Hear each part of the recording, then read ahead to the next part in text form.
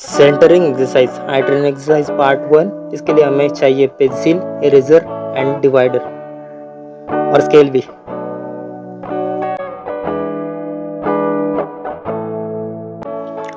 हम पहले छोटे लाइन से शुरुआत करेंगे। इस एक्सरसाइज में हम इस एक्सरसाइज में यूज करेंगे golden rule, the guess first and then check. ये रूल क्या है, ये रूल क्यों यूज किया जाता है, इसके बारे में हम एक्सरसाइज में देखने वाले हैं।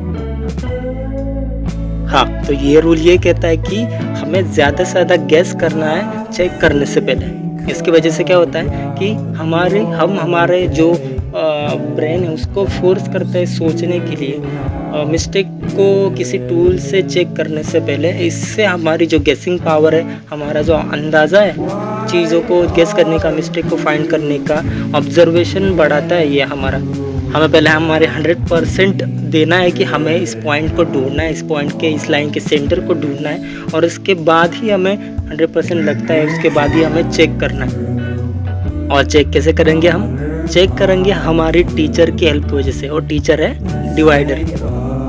और जैसे कि आप वीडियो में देख सकती है कि ये मेरा फर्स्ट अटेम्प्ट में क्लियर आ गया। और अभी आप इस एक्सरसाइज के नए हो तो मुझे पता है कि बहुत सारी मिस्टेक्स होंगी इस एक्सरसाइज को करते वक्त, इसलिए मैं एक एग्जांपल दे रहा हूँ उसमें कि मैं जानबूझ के जो सेंटर है उसको ऑफ में ले जा रहा हूँ, ऑफ सेंटर कर रहा हूँ। तो इससे क्या होता है हम देख सकते हैं। ऑफ सेंटर करने के बाद मैं आपकी तरह सोचने की कोशिश करूँगा कि मैं बिगनर हूँ इस एक्सरसाइज के लिए, और मुझे लग रहा है कि 100% मेरा ठीक आ गया। तो मैंने टीचर की हेल्प ली, मतलब मैंने मेरे डिवाइडर की हेल्प से चेक किया, तो मुझे मिस्टेक दिखी कि इतनी मिस्टेक है। तो उसकी वजह से मैंने वो याद रखी कि इतनी मिस्टेक है, और मैंने मेरे गेसिंग से फिर से वही guess and check rule use करके मैंने उसको करेक्ट करने की कोशिश की।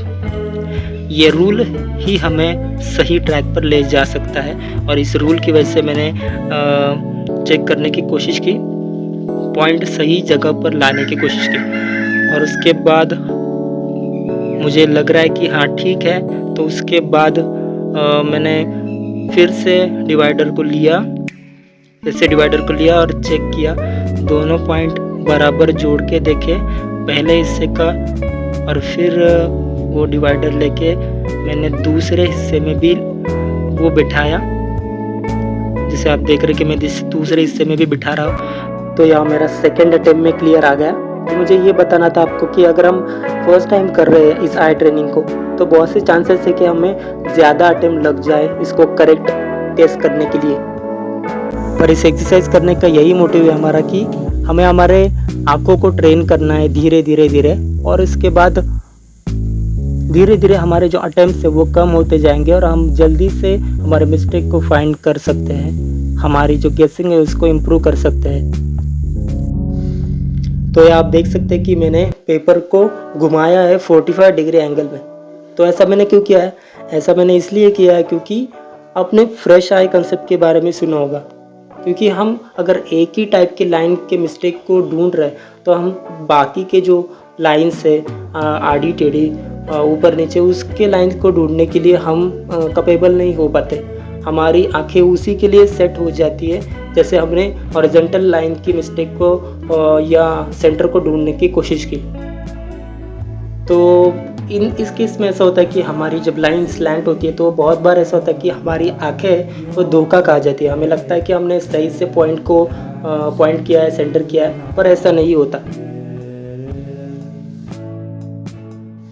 कभी कभी हमें बहुत बार ऐसे सेम मिस्टेक दिखने लगती है, तो एक पैटर्न क्रिएट करते हैं। हमें पता चलता है कि यही मिस्टेक बार बार हो रही है, तो इस पैटर्न को ढूंढ के हमें उस मिस्टेक को फाइंड करना होता है। तो ऐसा होता है कि बहुत बार किसी अलग सब्जेक्ट में एक ही पैटर्न्स की मिस्टेक हो रहे हैं, तो इसके लिए हमें हेल्प होता है।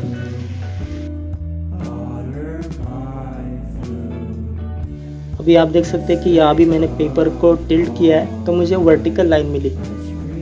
यहाँ भी मैंने मेरे गेसिंग पावर का यूज़ करके सेंटर को खोजा जो मुझे सही लगा, पर इसमें भी मुझे कोई मिस्टेक लग रही है, तो मैंने उस मिस्टेक को सुधारने की कोशिश की। फिर से नया पॉइंट रखने की कोशिश कर रहा हूँ मैं। तो यहाँ मैंने एक नया पॉइंट रखा।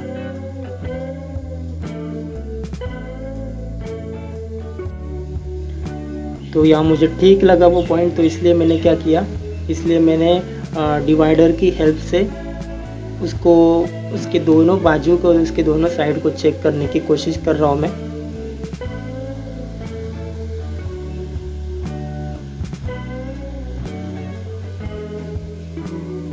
तो चेक करने के बाद मुझे ऐसे समझ में आया कि इसमें थोड़ा सा डिफरेंस है।